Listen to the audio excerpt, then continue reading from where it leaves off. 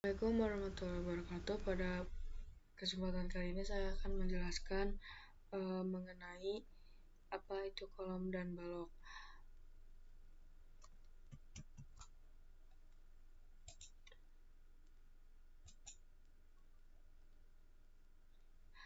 Nah, pengertian kolom sendiri itu adalah elemen struktural vertikal yang berfungsi untuk menyalurkan beban dari bagian atas struktur seperti lantai, atap, dan dinding ke pondasi di bawahnya. Nah, kolom juga berperan dalam menopang dan menahan berbagai gaya yang bekerja pada bangunan, termasuk gaya vertikal dari berat bangunan itu sendiri dan gaya lateral seperti angin dan gempa bumi. Nah, kolom juga dapat berbentuk seperti persegi, bulat, atau bentuk lainnya. Nah, tergantung pada desain dan kebutuhan beban yang harus ditopang. Nah, untuk ukuran dan material kolom disesuaikan dengan kapasitas beban yang didukung terutama pada bangunan bertingkat, yang dimana kolom harus dirancang secara hati-hati untuk memastikan stabilitas dan keamanan struktur bangunan itu sendiri. Nah, selanjutnya ada fungsi utama kolom bangunan dalam konstruksi. Ada beberapa fungsi utama. Yang pertama itu menahan gaya lateral.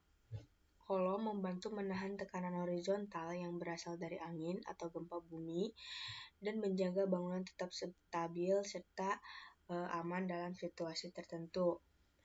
Yang kedua itu menjaga beban vertikal.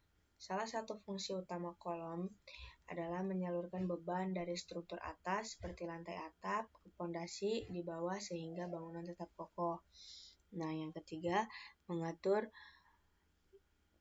distribusi beban ke pondasi, yang mana kolom memastikan bahwa beban yang diterima bangunan tersebar merata di seluruh pondasi.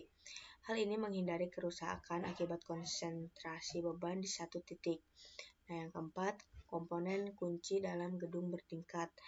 Pada bangunan bertingkat sendiri, kolom dirancang dengan sangat teliti agar mampu menahan beban yang besar dan menjaga kestabilan struktur secara keseluruhan. Nah, untuk yang terakhir itu fungsinya untuk penggunaan pada rumah tinggal sederhana. Selain gedung tinggi, kolom juga digunakan dalam konstruksi rumah satu lantai untuk menjaga kekuatan struktur bangunan meskipun bebannya lebih ringan. Nah, selanjutnya ada jenis kolom bangunan berdasarkan materialnya. Yang pertama itu kolom baja. Nah, kolom ini terbuat dari baja struktural yang kuat. Kolom ini juga sangat cocok untuk proyek-proyek besar seperti gedung pencakar langit dan juga jembatan. Selain itu, fleksibilitas dalam desain membuat kolom baja menjadi pilihan utama dalam berbagai jenis konstruksi. Lalu ada kolom komposit. Kolom komposit sendiri itu menggabungkan beberapa material seperti baja dan beton untuk memaksimalkan kekuatan dan efisien dimensi. Nah, dengan kemampuan memadukan karakteristik terbaik dari masing-masing material, kolom ini mampu memberikan daya tahan yang sangat tinggi, khususnya dalam menghadapi bencana seperti gempa. Kolom komposit juga banyak digunakan dalam konstruksi yang memerlukan kekuatan tinggi dan efisien ruang. Selanjutnya ada kolom beton bertulang. Nah, kolom ini terbuat dari kombinasi beton dan juga tentunya tulangan baja. Kolom beton bertulang sangat kuat dalam menahan beban besar. Nah, jenis kolom ini unggul dalam daya tahan terhadap kondisi cuaca ekstrim dan kebakaran, menjadikan pilihan utama untuk bangunan bertingkat tinggi. Nah, beton bertulang dapat menghadapi tekanan berat dan menjadi solusi ideal untuk gedung-gedung modern dengan struktur kompleks. Nah, selanjutnya karena kita sudah membahas apa itu kolom, selanjutnya kita akan membahas apa itu balok. Nah, untuk pengertian balok sendiri adalah balok